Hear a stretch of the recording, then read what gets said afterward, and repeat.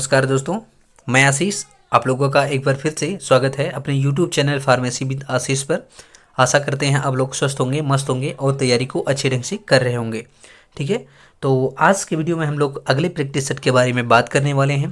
तो जिन लोगों ने अभी चैनल को सब्सक्राइब नहीं किया है, प्लीज़ दोस्त यार सब्सक्राइब कर लेना और वीडियो को लाइक कर देना, दोस्तों तक अगले शेयर कर देना। ठीक है, जिन लोगों तक वीडियो अभी नहीं पहुंची है उन लोगों तक पहुंचाने की कोशिश करना, सपोर्ट करना। शायद आपकी कृपा से अभी आपकी लोगों की मतलब सपोर्ट से अभी तक कितने सब्सक्राइबर 194 यानी कि 194 एबव हो चुके हैं, यानी कि 194-95 के करीब जो है वो सब्सक्राइबर हो चुके हैं।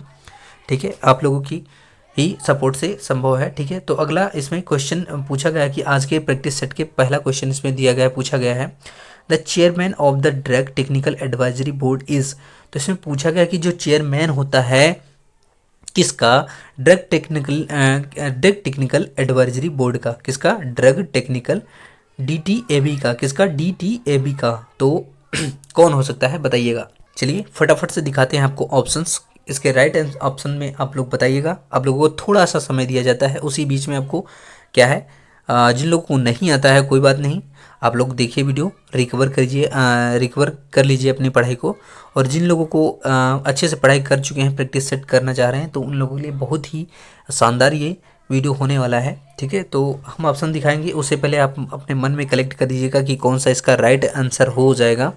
हम राइट आंसर बताएंगे, हो सकता है कोई भी अगर क्वेश्चन आपको गलत लगे तो कमेंट में ज़रूर आप मेंशन करिएगा। ठीक है, और वीडियो कैसी लगी आप लोगों को ज़रूर बताना है। चलते हैं अगले क्वेश्चन, इसके ऑप्शन पे।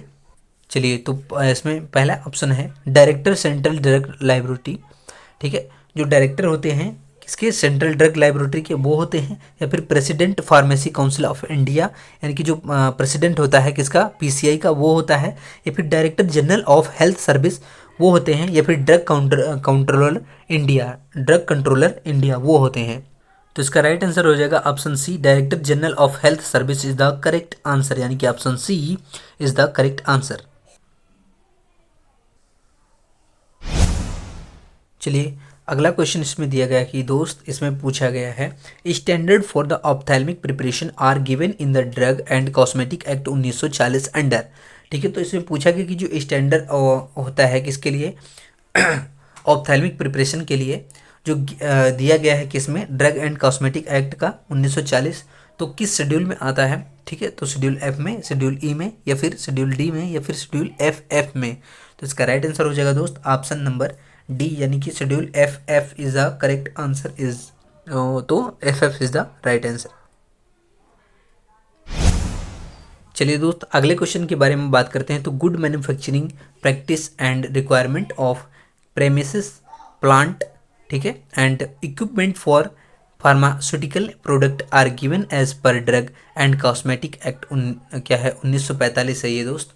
ठीक है, 1945 कर दीजिएगा इसको, अंडर 1945 अंडर। तो शेड्यूल M में, या फिर शेड्यूल R में, या फिर शेड्यूल P में, या फिर शेड्यूल Q में।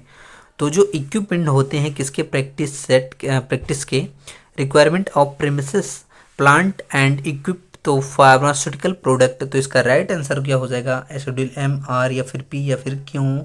तो दोस्त इसका राइट आंसर हो जाएगा option A, schedule M is the correct answer. क्या, schedule M is the correct answer.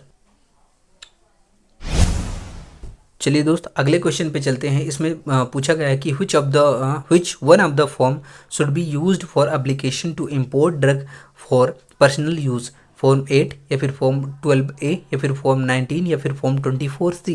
तो इसका राइट आंसर क्या हो जाएगा दोस्त, ऑप्शन क्या हो जाएगा इसका राइट, ऑप्शन बी हो जाएगा, यानी कि 12A is the correct answer. क्या, 12A is the correct answer.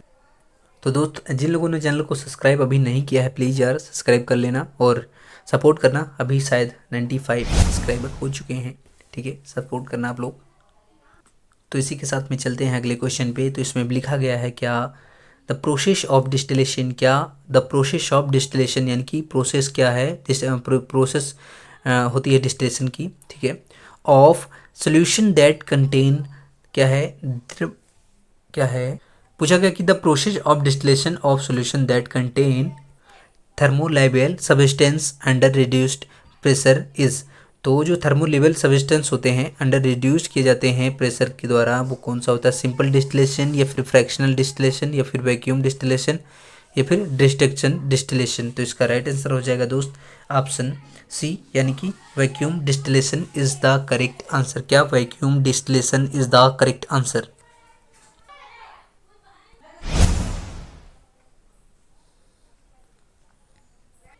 चलिए दोस्तों, अगला क्वेश्चन इसमें दिया कि the temperature to which a mixture of air and water vapour must be cold, ठीक है, cooled in order to become saturated, ठीक है, सेचुरेटेड इज कॉल्ड। तो इसमें पूछा गया जो टेम्परेचर होता है, ठीक है, मिक्सचर का, एयर एंड वाटर वेपर का, ठीक है, तो जो कूल्ड होता है in order become standard is called, तो वो क्या होता है? ह्यूमिड वॉल्यूम या फिर क्या है सेचुरेटेड वॉल्यूम या फिर क्या है इथेल पी या फिर ड्यू पॉइंट। तो इसका राइट आंसर हो जाएगा दोस्त option D, dew point is the correct answer. क्या? Dew point is the correct answer. चलिए दोस्त, अगला क्वेश्चन इसमें बात करते हैं क्या है? Crystallisation classification on the basis of क्या है? सुपर स्प्रेचुएल क्या है? Super saturation by evaporation of the solvent is.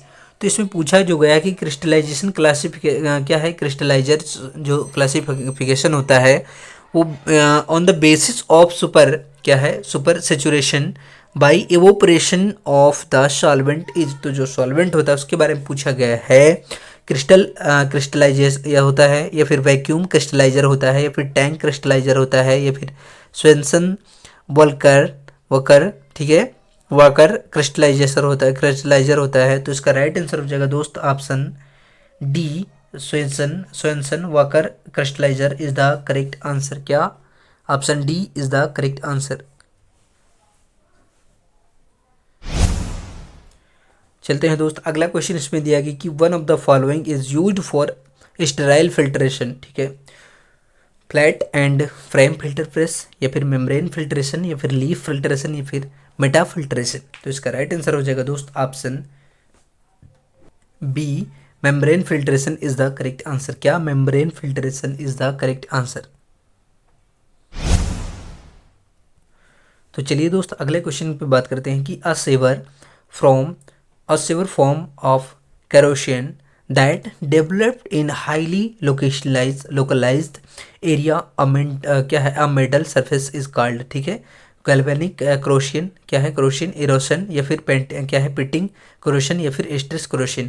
तो इसका राइट आंसर क्या हो जाएगा दोस्त? ऑप्शन सी इसका राइट हो जाएगा कि painting corrosion is the correct answer. क्या? Painting corrosion is the correct answer. चलिए दोस्तों, अगले क्वेश्चन पे चलते हैं। Carrier mediated transport which require energy where the drug is transported from lower to higher concentration is called as. तो क्या है? आयन पेयर ट्रांसपोर्शन या ट्रांसपोर्ट या फिर पैसिव ट्रांसपोर्ट या फिर एंडोसाइटोसिस या फिर एक्टिव ट्रांसपोर्ट। तो इसका राइट आंसर हो जाएगा दोस्त option D, active transport is the correct answer. क्या? Active transport is the correct answer. चलिए दोस्तों, अगला क्वेश्चन इसमें दिया कि the area under the serum concentration time curve represented, ठीक है, तो इसमें दिया अमाउंट ऑफ ड्रग एब्जॉर्ब या फिर biological half life of drug या फिर amount of drug cleared by kidney या फिर amount of drug excrete by in urine. तो इसमें पूछा गया कि the area under the serum concentration, जो एरिया होता है, ठीक है, अंडर आता है किसके? सीरम कंसंट्रेशन की टाइम कर्व, ठीक है, कौन टाइम रिप्रेजेंट कौन करता है? तो इसके बारे में पूछा गया। तो ऑप्शन इसका क्या हो जाएगा? Option A, amount of drug absorption is the correct answer. क्या है? Amount of drug absorb is the correct answer. चलिए दोस्तों, अगले क्वेश्चन पे चलते हैं। In cosmetic preparation an agent used to improve क्या है? मैनेजेबिलिटी, क्या है? Manageability and texture of the hair is term as. तो वो कौन सा टर्म है? अब इससे क्या है? ओवैसी फिर क्या है? एपेसी फायर या फिर कंडीशनर या फिर ब्रिलियंटाइन या फिर डिटर्जेंट। तो इसका राइट आंसर क्या हो जाएगा दोस्त? ऑप्शन बी, यानी कि conditioner is the correct answer. क्या? Conditioner is the correct answer. इसमें सामान्य रूप से आप समझ सकते हैं, जो कॉस्मेटिक प्रिपरेशन किया जाता है किसके लिए? हेयर के लिए, तो वो क्या कहा जाता है? कंडीशनर कहा जाता है। क्या कहा जाता है? कंडीशनर।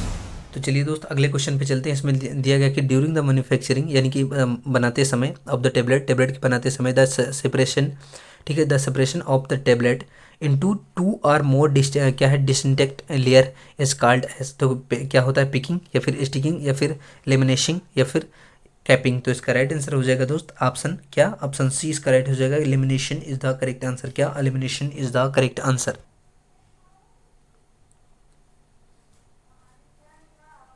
चलिए दोस्त अगले क्वेश्चन पे चलते हैं। इसमें दिया गया कि the coating material used in the preparation of, यानी कि जो कोटिंग मटेरियल होता है यूज किया जाता है प्रिपरेशन में बनाते समय इंट्री कोटेड टेबलेट।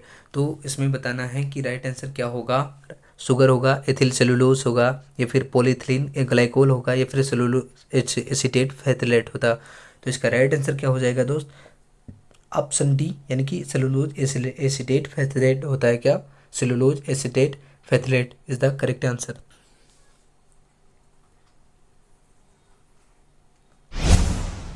तो चलिए दोस्त अगले क्वेश्चन पे चलते हैं। द फेनोमेन या फिर यह फेनोमेन, ठीक है। The phenomenon of increasing the solubility in the water of various substance due to the pressure of large amount of additive is called. तो वो क्या कहा जाता है, हाइड्रोट्रोफी कहा जाता है, या फिर क्या सोलवेंसी कहा जाता है, या फिर सोलुबलाइजेशन लेसन कहा जाता है, सोलुबलाइजेशन या फिर कॉम्प्लेक्सेशन कहा जाता है। तो इसका राइट आंसर क्या हो जाएगा दोस्त, ऑप्शन ऑप्शन क्या हो जाएगा इसका राइट, ऑप्शन ए हो जाएगा। क्या, हाइड्रोट्रोफी इज द करेक्ट आंसर। क्या, हाइड्रोट्रोफी इज द करेक्ट आंसर। तो चलिए दोस्त आज की वीडियो में इतना ही, मिलेंगे अगले वीडियो में, तब तक के लिए जय हिंद जय भारत।